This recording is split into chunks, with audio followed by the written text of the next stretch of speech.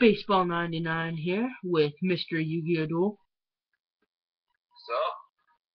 Um, we have another tips to become a better Yu-Gi-Oh! Player video for you guys. So, yeah. And this time, it's deck building. Yes, like we promised. We said we were going to do deck building, so that's what we're going to do now. So let's get our little setup out of here. Alright, now to start off into this segment, the next video, which will be Friday, we are actually going to build a deck on camera for you guys. Ooh, this ought to be fun. Yes. So, but today we're just going to kind of go over some of the stuff you should put in your deck and some of the things you probably shouldn't and why you should put this stuff in. So we're going to start with the card that used to be the greatest trap card of all time, Trap Hole.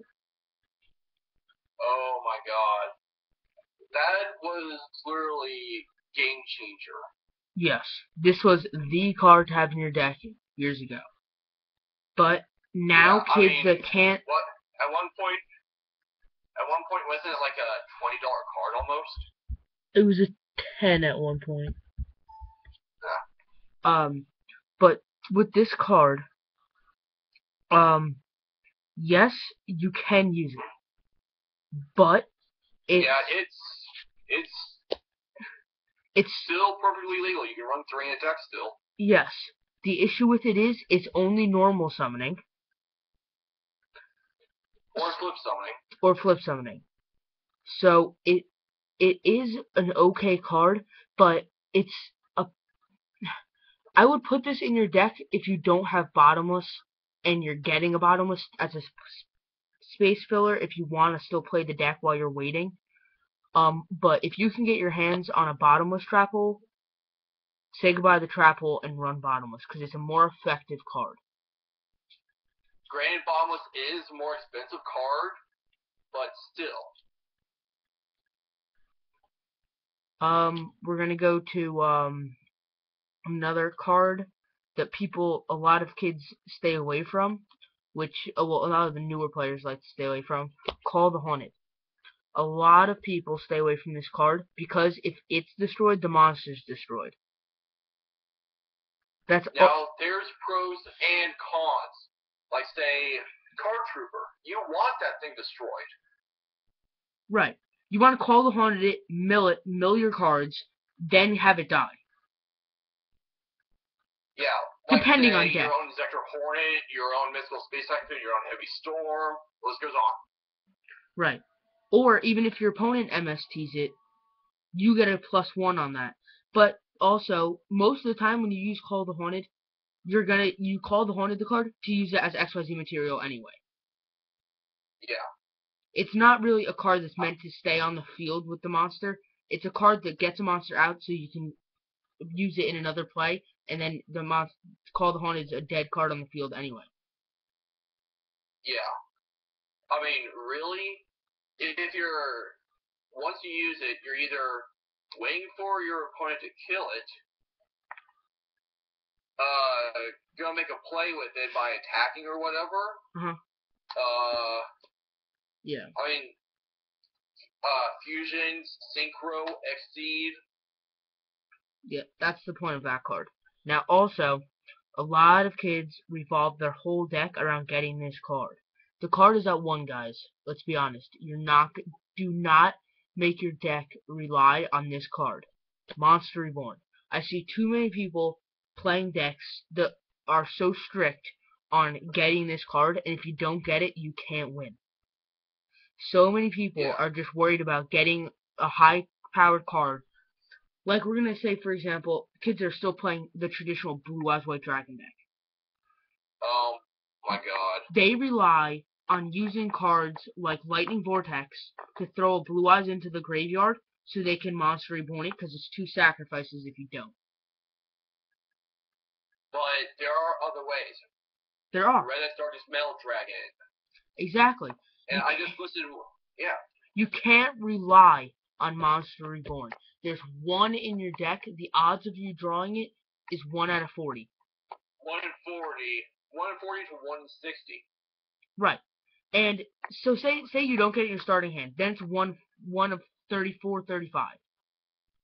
It's not a probable card to draw. If you're going to rely on it, at least pick up the highest rarity possible. I mean, I guess so it could. So either ultra or secret or whatever the hell you pick it up in. Yeah, but good luck finding one cheap. Yeah. I mean, with my deck, I mainboard Max C. So if needs be, I can drop Max C or Allure of Darkness or whatever and hope to top it. Yeah, but if you don't, your deck doesn't rely on it at least.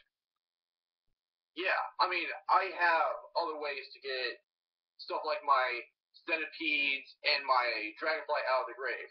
Sword, Call the Haunted, just to name a few. And also, I'm seeing a lot of people running this card. Sakuretsu Armor. Yeah, it's a good card. It destroys a card on the field. Congratulations, you can run it. More effective card in this. Con. What? Go ahead. The more effects Go of ahead. the more effective card for this would be Dimensional Prison. You banish the card, so it gets it out of the game completely. It does the same thing, yeah, it destroys the monster.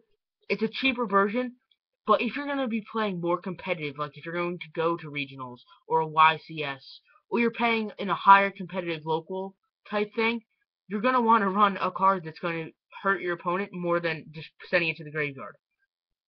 Yeah, because there are major cons.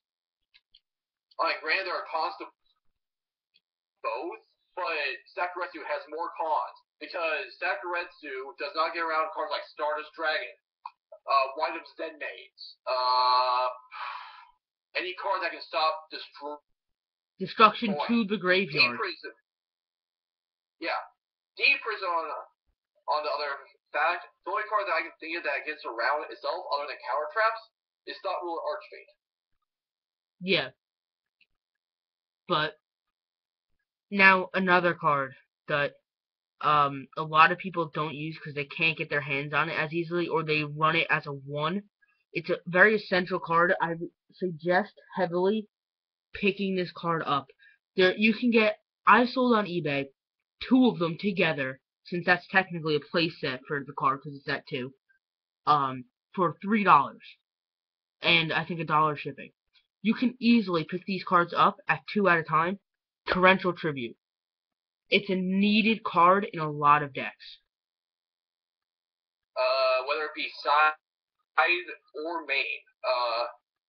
If you're not gonna main it, at least side it for stuff like Six Samurai or that Rogue Karakuri or that Rogue X Saber. You're gonna need it soon. Yeah, it's a card that you set on the field, and you necessarily, if they summon one monster, you don't have to use it. It's not like a card that as soon as a monster summons, it automatically has to activate. You can leave it down there until they start summoning a bunch of stuff, wait for them to have a really good field, and then go into it. And then nuke their ass. If that's the card, you need to have that stuff with the power that you don't need to wait for your turn, because that time it's too late. Another card that I see people not older and more consistently playing players don't do this. But I'm talking about the newer kids. That's what this is for. I mean, this is for kids that are just starting to play. Run Dark Hole. Don't be afraid of destroying your own monsters. If you're afraid of it, keep it in your hand, because if they kill your monsters and they have a field out, and you draw into Dark Hole, and if you don't have it in your deck, you can't draw into it. If you have it, you at least have the chance of drawing into it. Yeah. It's a very helpful card. Now, granted, with some decks like Dragoony, some Inzectors, stuff like that, you're gonna have field advantage for quite a while, and you absolutely do not want Dark Hole at any given time, unless it is your absolutely goddamn you can't do anything else last resort. That's what's in their side deck. If you do run Dark Hole at all. I mean, granted, I don't, but still. I mean, I have comments somewhere in my collection. If I need to, I can side one. this is kind of off topic. I'm gonna let you guys know this really quick. Jackson, or Mr. Yu-Gi-Oh! Duel, and my cousin Jackson. It's okay if you use my name, dude. I use it on my channel all the time, so. Alright. So, something that Jackson actually liked that I did was I have this cigar box, and I call it my toolbox. I put all of my staple commons in there. I have like 3 different, or I think I have 6 bottomless in here, because I don't trade out of it. All the stuff in there I keep because for deck building. As soon as I go to build a deck, if on the deck list, or if I want to run the D prison, I go into my toolbox and I find my D prison. I don't have to look through all my common traps. I think that you commented, Mr. Yu-Gi-Oh! On liking that. Yeah, I think I did. Not on the video, but I think over Skype. Yeah. So now back onto the deck building. Another thing. Oh wow, we're at 11 minutes already. Better speed it up. Yeah, I'm gonna do this last 3 cards. Longer than 15. Yeah, I'm gonna do these last 3 cards together. Okay. Or the last 2. One is creature swap. People don't like it because your opponent can choose what monster they give you. You want to wait until they have no monster on the field. And say you're playing Dino Rabbit, this card is a killer. If they only have Logi out and you activate this, they're gonna negate. And then they have no materials left, so you could set your Mirror Force and you don't have to be afraid of the negation and getting hit. This card is a decoy card. Yeah. And if they don't negate, you're getting a 2400 beater that's going to be likely to attack over something like, I don't know, their Bilko or something. And it has 2 attachments on it. Yeah. Because you can use its effect as well. Yeah. And then the last card is Compulse. People don't like it because they say, yeah, but if I put it back in their hand, they get it. Why don't I just run a card that destroys their card? Because this card can be activated on a card that's been summoned 3 turns ago. Yeah, you use it on your own side, as well as get rid of their Dulkers or something. Get that bitch off the field. Also, if this card is set and they MST it, you can chain Compulse. Unless you set it that turn. Right. You can't chain a bottomless trap hole to an MST. So it's a card that can be destroyed and used. So that's all for the topic of deck building. On Friday we will be making a deck on camera. So come back and check that out. See ya, YouTube. See ya.